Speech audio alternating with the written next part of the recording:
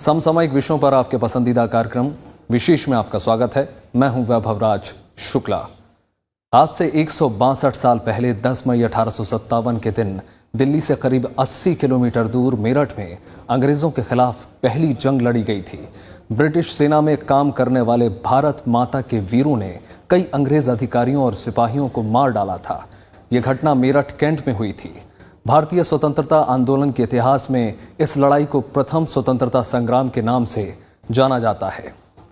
इस लड़ाई ने पूरे देश में अंग्रेजी हुकूमत के खिलाफ विद्रोह की बिगुल बजा दी थी और कमोबेश पूरे देश की जनता इस प्रथम स्वतंत्रता संग्राम में शामिल थी। दरअसल ब्रिटिश शासन के अत्याचार और शोषण से त्रस्त भारतीय सिपाहियों और जनता ने इस लड़ाई के जरिए ब्रिटिश शासन की नींव हिला दी। जात पात और धर्म से ऊपर उठकर आज़ादी की इस पहली लड़ाई में समाज के हर वर्ग ने हिस्सा लिया। आगे चलकर भारत की आज़ादी से जुड़े आंदोलन में इस प्रथम स्वतंत्रता संग्राम का काफ़ी व्यापक असर पड़ा। आज के विशेष में बात करेंगे भारत के पहले स्वतंत्रता संग्राम की। जानेंगे उन वीर सैनिकों के बारे में जिन्होंने इस क्रांति में अपनी जान की कुर्बानी दे दी। इसके साथ ही बात करेंगे प्रथम स्वतंत्रता संग्राम का आगे चलकर भारत की आज़ादी पर कितना प्रभाव पड़ा। तो आइए शुरू करते हैं आज का विशेष।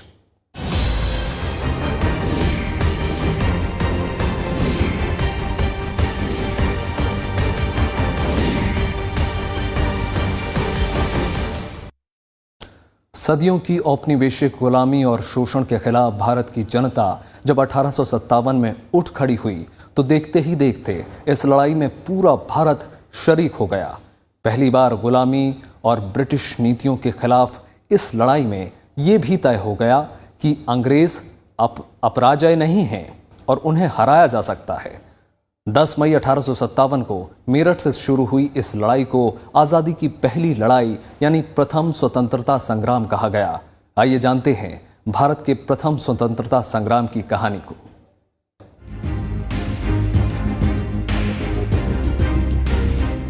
दस मई 1857, जगह मेरठ। भारत के प्रथम स्वतंत्रता संग्राम का बिगुल बज चुका था जब अंग्रेजों के शोषण और भेदभावपूर्ण नीतियों से तंग आकर मेरठ छावनी में भारतीय सिपाहियों ने खुला विद्रोह कर दिया। सिपाहियों ने न केवल अंग्रेज अफसरों के हुक्म को मानने से इनकार कर दिया, बल्कि जेल खाने को तोड़कर सैकड़ों बंदी भारतीय सैनिकों को मुक्त कराया। इसके साथ ही क्रूर और अत्याचारी अंग्रेज अधिकारियों की हत्या भी कर दी। 10 मई 1857 का मेरठ छावनी में सिपाहियों का विद्रोह भारत के प्रथम स्वतंत्रता संग्राम की शुरुआत का प्रतीक था। मेरठ के विद्रोह की शुरुआत करने के बाद भारतीय सिपाही दिल्ली की तरफ कूच कर गए और 11 मई 1857 को सिपाहियों ने दिल्ली पर कब्जा करने का अभियान शुरू कर दिया। कंपनी के राजनीतिक एजेंट साइमन फ्रेजर समेत सैकड़ों अंग्रेज इस अभियान में मारे गए। सरकारी दफ्तरों पर या तो सिपाहियों ने कब्जा कर लिया या उन्हें नष्ट कर दिया। इस तरह सत्ता के केंद्र और प्रतीक के रूप में दिल्ली पर कब्जे के साथ 1857 की प्रथम स्वतंत्रता संग्राम की शुरुआत हो गई। दिल्ली पर अधिकार करने के बाद सिपाहियों ने मुगल बादशाह बहादुर शाह को दिल्ली का सम्राट घोषित कर दिया। उनके नाम पर सिक्के ढाले जाने लगे और उन्हीं के नाम पर आदेश भी जारी किए जाने लगे। अंग्रेजों का जो प्रतिरोध है वो तो भारत में उस दिन से शुरू हो गया था जिस दिन से भारत के अंदर उन्होंने अपना वर्चस्व स्थापित करने की कोशिश की थी। चाहे वो सन्यासी फकीर विद्रोह बंगाल में 1770 से है और 1857 तक आते आते करीबन 250 ऐसे विद्रोह हैं जो जगह जगह पे अंग्रेजों का प्रतिरोध किया गया। और 1857 जो है वो एक परिणति थी ऐसे विद्रोहों की जो एक साथ बढ़ के पूरे राष्ट्रीय स्तर के ऊपर उभर करके आई। मेरठ और दिल्ली पर कब्जे के बाद पूरे उत्तर भारत, पश्चिमी भारत और मध्य भारत के कुछ इलाकों में तो सिपाहियों और नागरिकों के बीच अंग्रेजों के खिलाफ विद्रोह की तेज लहर चल पड़ी। इस लड़ाई के दौरान कंपनी के करीब 2.5 लाख सैनिकों में से आधे सिपाहियों ने अपनी अपनी रेजिमेंटों को छोड़ दिया और सेना के आदेश को मानने से साफ इनकार कर दिया।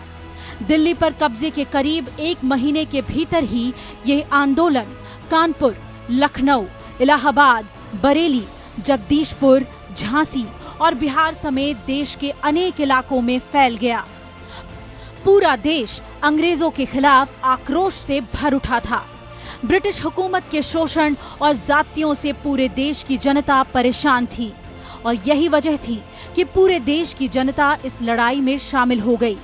अगले 1 साल तक देश में ब्रिटिश हुकूमत एक तरह से गायब रही। इसका विस्तार पेशावर से लेकर के और असम में डिब्रूगढ़ तक था, नीचे कर्नाटक में बेलगांव तक था, महाराष्ट्र में शोरापुर, औरंगाबाद, गुजरात में पंचमहल, उड़ीसा,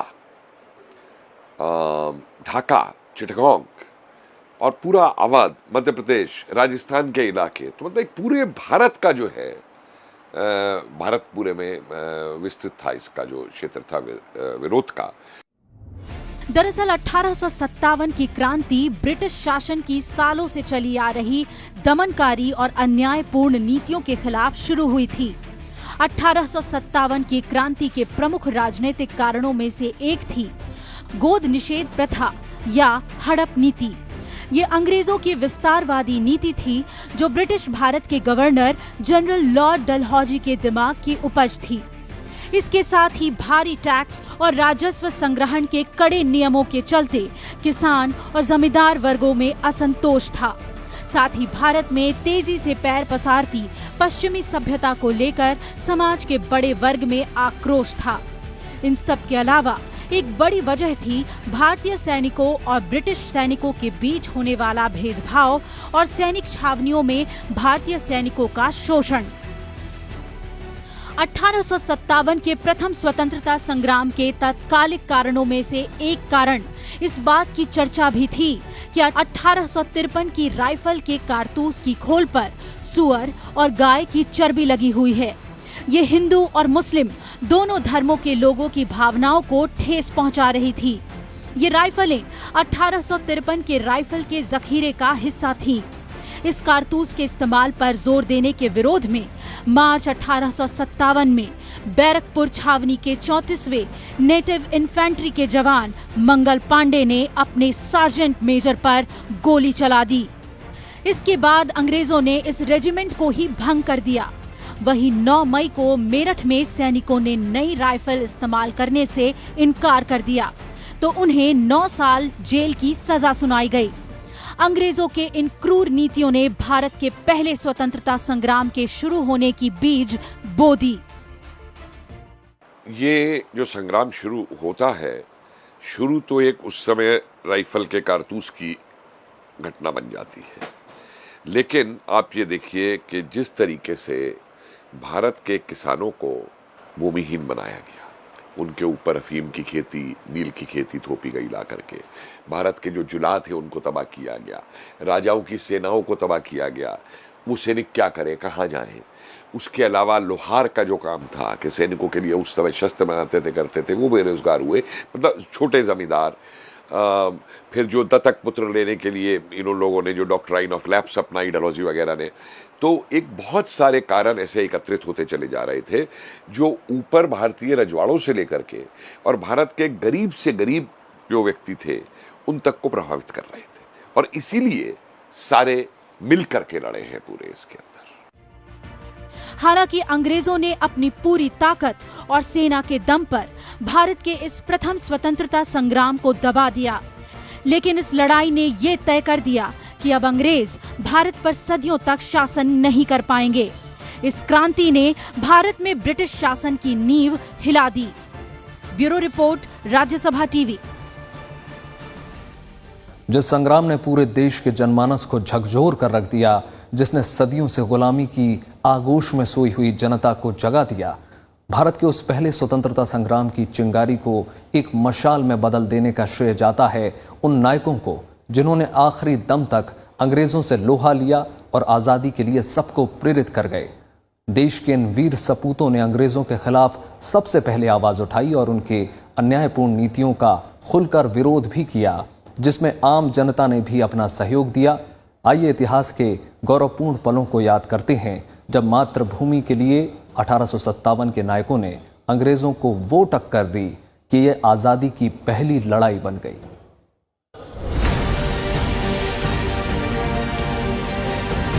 आजादी की पहली लड़ाई, जब अंग्रेजों को हिंदुस्तान की सरहदों से हमेशा के लिए खदेड़ने के लिए देश के वीरों और वीरांगनाओं ने हाथों में तलवार थाम ली। एक साथ उत्तर भारत और मध्य भारत के मुट्ठी भर क्रांतिकारियों ने अंग्रेजों के खिलाफ बिगुल फूंक दिया था। क्रांतिकारियों ने मुगल बादशाह बहादुर शाह जफर के नेतृत्व में क्रांति का संचालन किया और ठान लिया कि दिल्ली की गद्दी पर हिंदुस्तान के शहंशाह बहादुर शाह काबिज होंगे। मुगल बादशाह सत्ता से बेदखल और बेहद कमजोर हो चुके थे, लेकिन इस क्रांति को अपना समर्थन देकर वो इस लड़ाई के प्रतीक बन गए। आंदोलन को बड़ी ताकत मिली थी रानी लक्ष्मीबाई जैसी वीरांगना से। 1853 में गंगाधर राव की मृत्यु के बाद झांसी को अंग्रेजी राज्य में मिला लिया गया था और रानी को पेंशन दी गई। रानी लक्ष्मीबाई ने इसका विरोध किया और नारा दिया कि मैं अपनी झांसी हरगिज नहीं दूंगी। मार्च 1858 में हुग रोज ने झांसी पर आक्रमण किया। तब रानी ने दृढ़तापूर्वक अंग्रेजों का मुकाबला किया। रानी लक्ष्मीबाई के युद्ध कौशल के अंग्रेज भी कायल हो गए थे। 17 जून 1858 ईस्वी को अंग्रेजों से युद्ध करते हुए रानी ने वीर गति प्राप्त की, लेकिन हर मोर्चे पर उन्होंने अंग्रेजों के दांत खट्टे कर दिए थे। देखिए, नायक तो बहुत थे और उनके इतिहास में नायकों के नाम आ भी जाते हैं कि उसमें मान लीजिए नाना साहब थे, तात्या टोपे थे, अजीमुल्ला थे, रानी झांसी थी, अवंती बाई थी, अजीजन बाई थी। मतलब स्त्रियों के ऐसे ऐसे नाम आते हैं इसके अंदर। अब जैसे, और ये बड़े नेता हैं। आप देखिए मेरठ में शामली में आशा गुजर है, मामकौर है, मुजफ्फरनगर के इलाके के अंदर छोटी स्त्री, गांव से स्त्रियां उभर करके आई हैं इसके अंदर। 1857 के आंदोलन में मजबूत दीवार बनकर खड़े थे नाना साहब, जो कानपुर में विद्रोह का संचालन कर रहे थे। वो अंतिम पेशवा बाजीराव द्वितीय के दत्तक पुत्र थे। अंग्रेजों ने नाना साहब का पेंशन भी बंद कर दिया था। मंगल पांडे ने मेरठ में सैनिकों के खिलाफ आवाज बुलंद कर दी थी। मेरठ में विद्रोह आरंभ हुआ तो उसके बाद नाना साहब ने कानपुर पर अधिकार कर स्वयं को पेशवा घोषित कर दिया।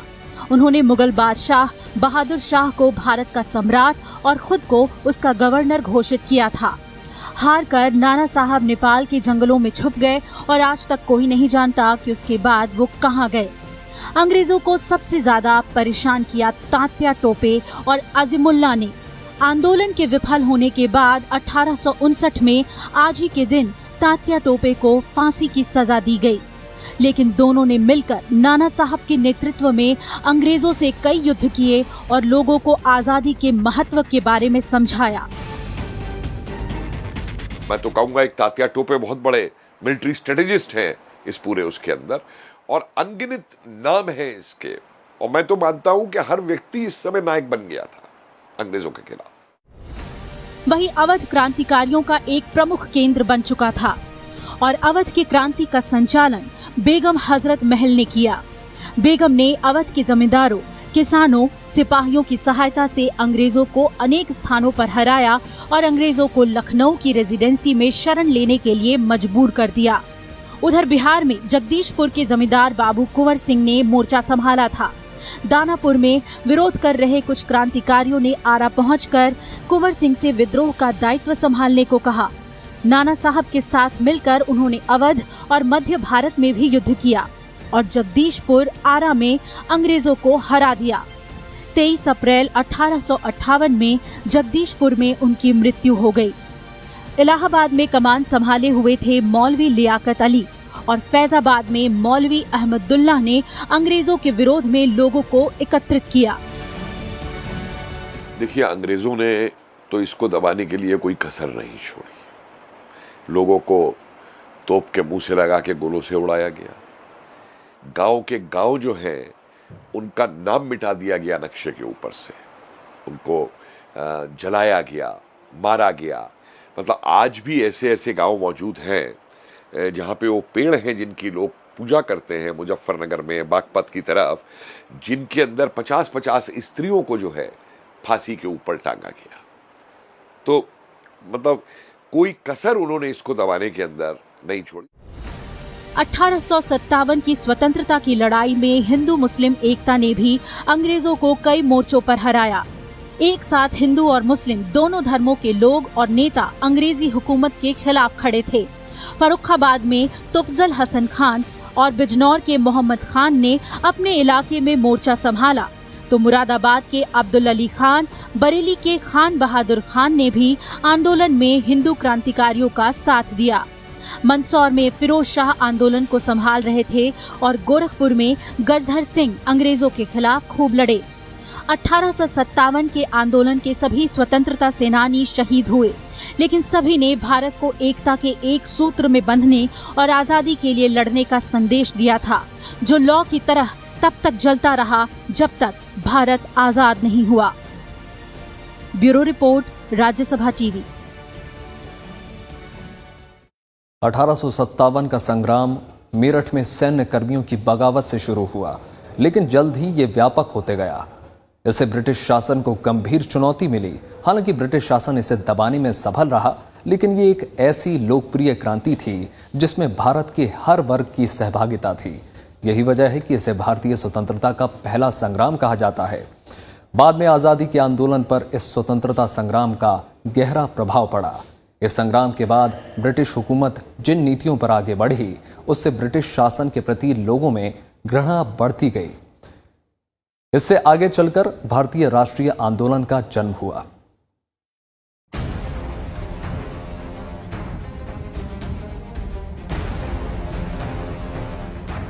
(1857) के विद्रोह को कई नाम से जाना जाता है, लेकिन दरअसल अंग्रेजी हुकूमत के खिलाफ यह भारत का पहला स्वतंत्रता संग्राम था। 1857 का संग्राम ब्रिटिश शासन के खिलाफ एक बड़ी और महत्वपूर्ण घटना थी। उस वक्त किसी को नहीं मालूम था कि इस संग्राम से जो चिंगारी धीरे धीरे भारत में फैलने लगी थी, वो अंग्रेजी हुकूमत को भारत से खदेड़ने के लिहाज से काफी महत्वपूर्ण साबित होगी। भले ही 1857 और आजादी के बीच करीब 90 साल का फासला रहा, लेकिन इस संग्राम ने आजादी की आंदोलन की नींव रख दी। इसके बाद पूरे भारत में अंग्रेजी शासन के खिलाफ एक लहर पैदा होने लगी। अंग्रेजी हुकूमत ने 1857 के संग्राम को कुचलने के लिए जिस तरह की निर्दयता दिखाई, उससे लोगों के बीच ब्रिटिश शासन की वास्तविक मंशा जाहिर होने लगी। लोगों में संदेश गया कि अंग्रेज किसी भी तरह से भारत पर शासन करना चाहते हैं। हम कह सकते हैं कि 1857 के संग्राम से बाद के आजादी के आंदोलनों को प्रेरणा मिली। इसने बाद के आंदोलनों को एक नई ताकत दी।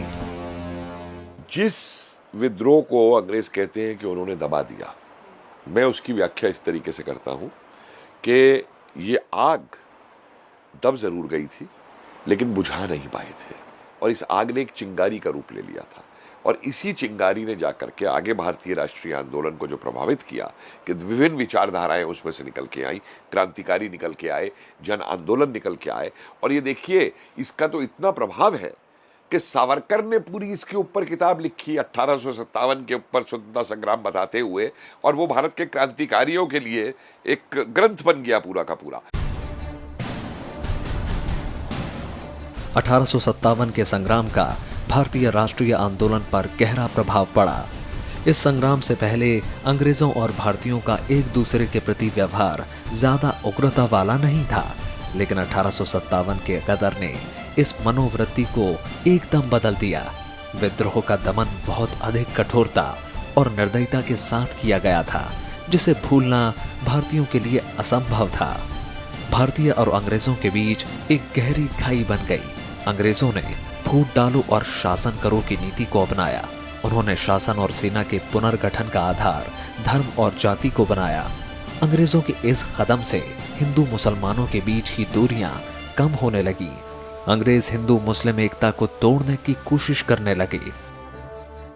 उसके बाद में जो 1861, 1871 वगैरह की जो जनगणनाएं हुई हैं, उनमें रातों रात इन लोगों ने जो है भारत की जो परंपरागत जातियां नहीं थी, परंपरागत पेशेवर लोग थे, उनको नीची जाति में कन्वर्ट कर दिया। लोअर कास्ट बोलते हैं उनको अपने सारे रिकॉर्ड्स के अंदर। कुम्हार थे, माली थे, नाई थे, लोहार थे।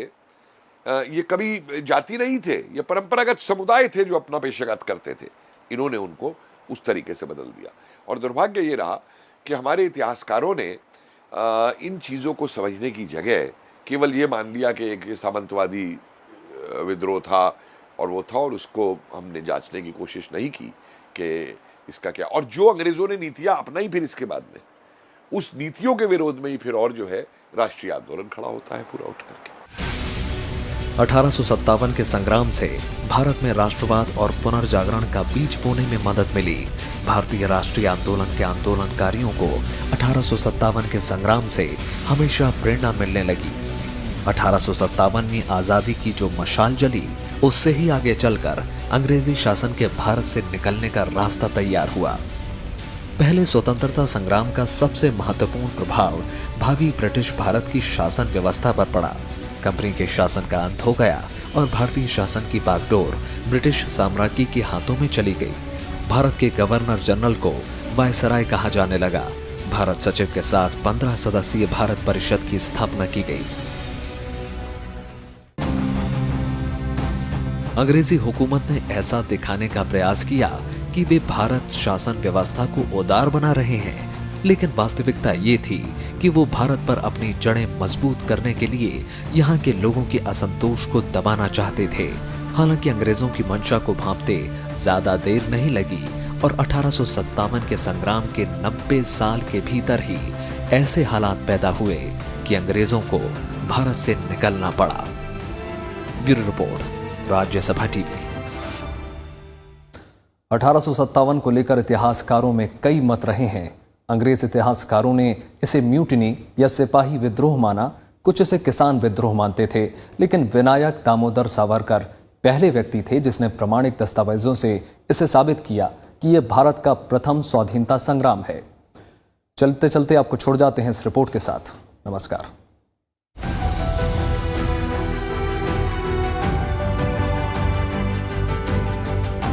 विनायक दामोदर सावरकर ने 1909 में the Indian war of independence लिखी। इस किताब में उन्होंने पहली बार लिखा कि ये जन विद्रोह भारतीय स्वतंत्रता आंदोलन का पहला संग्राम था। हिंदी में यह पुस्तक 1857 का स्वतंत्र समर के नाम से छपी। हालांकि ये प्रकाशन से पहले ही प्रतिबंधित कर दी गई, लेकिन ये किताब आजादी की लड़ाई में क्रांतिकारियों के लिए प्रेरणा का स्रोत बनी रही। 1947 में जाकर यह सार्वजनिक हो पाई।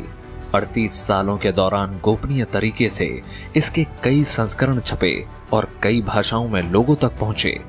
क्रांतिकारियों ने ही इसे छिपाकर लंदन से भारत पहुंचाया। एक दौर में क्रांतिकारी इसे गीता जैसा दर्जा देने लगे। ये पुस्तक सावरकर ने महज 25 साल की उम्र में लंदन में पुस्तकालयों में अध्ययन और अनुसंधान करके लिखी, लेकिन इसके छपने से पहले ही उस पर भारत और इंग्लैंड में इस पर प्रतिबंध लगा दिया गया। इसके लिए सावरकर ने व्यापक अध्ययन कर पूरी पृष्ठभूमि को समझा, तमाम जरूरी दस्तावेजों को भी जुटाया और साबित किया कि ये कोई सिपाही बगावत नहीं, बल्कि भारत का पहला स्वाधीनता संग्राम था जिसमें सभी समुदायों की भागीदारी थी। भारतीय संदर्भ में इसे पहला ठोस और प्रमाणिक ग्रंथ माना जाता है। इसके पहले 1857 के बारे में अंग्रेजों का यही प्रचार था कि ये महज सिपाही विद्रोह था। उसे गदर कहकर प्रचारित किया गया। हालांकि सावरकर की यह पुस्तक मूल रूप से मराठी भाषा में लिखी गई। सावरकर ने पहले ही भांप लिया था कि इसके छपते ही अंग्रेज इसे जब्त कर लेंगे। तभी इसकी हस्तलिखित 3 प्रतियां तैयार कर एक प्रति उन्होंने भारत में छापने को अपने भाई बाबा राव सावरकर को भेज दी। दूसरी प्रति फ्रांस में भीकाजी कामा के पास तथा तीसरी प्रति अपने मित्र डॉक्टर कोठिन्नो के पास भेज दी थी। इसका अंग्रेजी अनुवाद लाला हरदयाल और भीकाजी कामा के प्रयासों से छपा। इसे बाद में क्रांतिकारियों के बीच व्यापक रूप से बांटा गया। ये ग्रंथ बेहद लोकप्रिय हुआ और इसके अनगिनत संस्करण गोपनीय तरीके से छपे। सावरकर की ये किताब तमाम क्रांतिकारियों के लिए प्रेरणा स्रोत बनी। इसी किताब की प्रेरणा से गदर पार्टी का जन्म हुआ। शहीद भगत सिंह को भी इस किताब ने इतना प्रभावित किया कि उन्होंने राजा राम शास्त्री की मदद से इसे छपवाया। राष्ट्रीय पुरुषोत्तम दास टंडन से लेकर रास बिहारी बोस को भी इस पुस्तक ने बहुत प्रभावित किया। नेताजी सुभाष चंद्र बोस के प्रयास से इसका तमिल संस्करण भी छपा। विदेशों में इसके कई गुप्त संस्करण छपे। इस किताब ने काफी हलचल पैदा की। आजादी के पहले और बाद में अंग्रेज अफसरों और इतिहासकारों ने प्रथम स्वतंत्रता संग्राम पर बहुत सी किताबें लिखी, लेकिन पहले वीर सावरकर की किताब इनमें सबसे आगे है और इसमें वास्तविक तस्वीर पेश करने का प्रयास किया गया। अंग्रेजों ने इस जन क्रांति के नायकों ही नहीं, उनसे सहानुभूति रखने वालों का दमन अत्यंत नृशंसता के साथ किया। उनके इश्तिहार, अखबार, पत्राचार तथा अन्य दस्तावेज बड़े पैमाने पर नष्ट कर दिए। भले ही 1857 और आजादी के बीच करीबन 90 साल का फासला रहा, लेकिन इसने बाद के आंदोलनों को एक नई ताकत दी। Bureau report, Rajya Sabha TV.